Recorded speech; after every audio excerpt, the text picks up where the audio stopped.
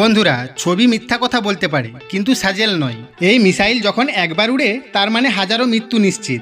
দুনিয়ার সবথেকে শক্তিশালী ঘেরাবন্দি, সবথেকে অ্যাডভান্স রেডার সিস্টেম আর সবথেকে দামি এয়ার ডিফেন্স, সবার জন্য এই মিসাইল আতঙ্ক হয়ে আছে। ইরানের জমিনে মরুভূমিতে পাহাড়ের নিচে বছর বছর ধরে এই মিসাইলের কাজ চলছিল। আর 2008-এ যখন প্রথমবার এটি বের করে, দুনিয়া তা দেখে বিশ্বাস করতে পারছে না। কারণ ইরান এত শক্তভাবে ঘেরা একটি রাষ্ট্র এত ভয়াবহ মিসাইল তৈরি করলো কিভাবে। কিন্তু এটা তো শুধু শুরুয়াত ছিল।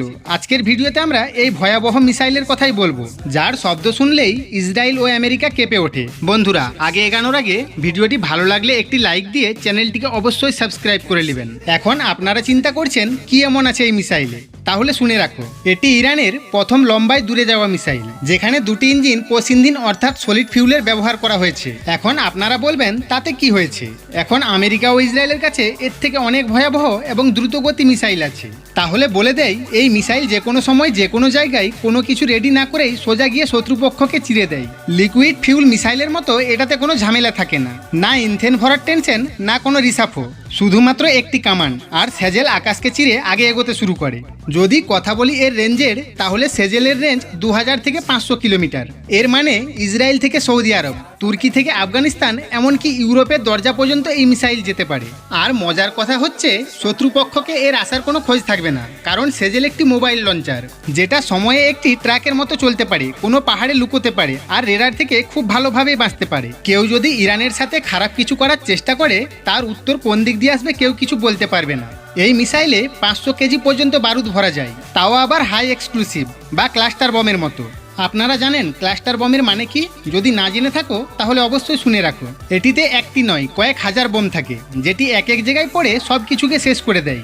এবার ভেবে দেখো, এর যদি মাল্টিপল ওয়ারহেড তৈরি হয়ে যায়, তাহলে একটা মিসাইল থেকেই বেরোবে কয়েক হাজার ওয়ারহেড, আর প্রতিটি ওয়ারহেডের রাস্তা হবে আলাদা। শত্রুপক্ষের ডিফেন্স সিস্টেম যতক্ষণ চিন্তা করবে যে কি করা যায়, ততক্ষণ সেজেল তার কাজ করে বেরিয়ে যাবে। প্রথমে সেজেলের আকার ছিল 300 মিটার পর্যন্ত, আর আজ সেটা কমিয়ে 100 মিটারের থেকেও কম করা হয়েছে।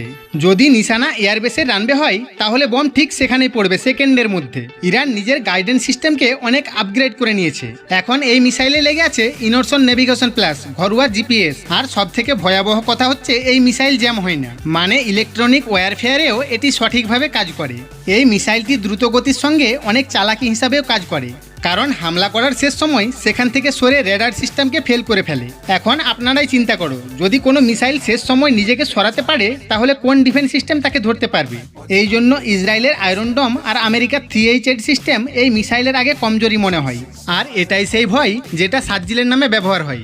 প্রতিকালে প্রতি সময় এটি সফলতা পেয়েছে। সাজ্জিল গরমে ঠান্ডায়, বর্ষায় ঝড় বৃষ্টিতে সবসময় সঠিকভাবে কাজ করে। এর মানে ইরানের পশ্চিমী বরফি এলাকা থেকে খাড়ির মরুভূমি পর্যন্ত এই মিসাইল সব জায়গায় ফাটার জন্য রেডি থাকে। আর এর সলিড ফিউল লম্বা সময় পর্যন্ত স্টোর করা যায়। কোনো রিসাফও নয়, কোনো রেডি না করেই শুধু সুইচ টিপে আতঙ্ক শুরু। সব থেকে বড় রহস্য হচ্ছে, সাজ্জিলের তৈরি গোপনভাবে মাটির নিচে হয়। কোথায় হয় কেউ জানে না। কেউ বলে পাহাড়ের ভিতরে তৈরি হয়, আবার কেউ বলে মরুভূমির নিচে তৈরি হয়। কিন্তু এটা তো সত্যি, সেখানে প্রতি বছর হাজার হাজার সাজ্জিল মিসাইল তৈরি হচ্ছে।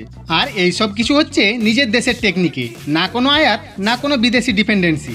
আর এই মিসাইলগুলি 100% মেড ইন ইরান।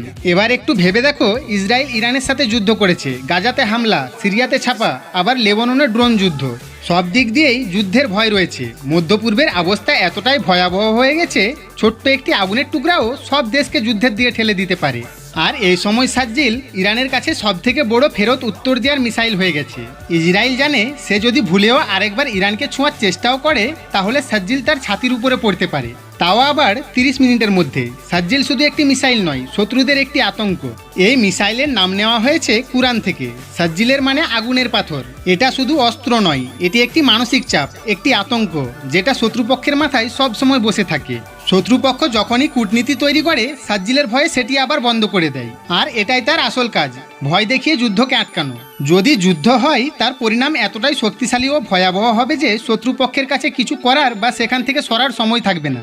এবার যদি আমরা সাজ্জিলের টেকনিকি বডি দেখি, তাহলে আমরা 2 স্টেজ প্রণালী দেখতে পাবো, যেটাতে দুটি চরণ সলিড কম্পোজিট প্রোপেলেনের ব্যবহার করা হয়েছে।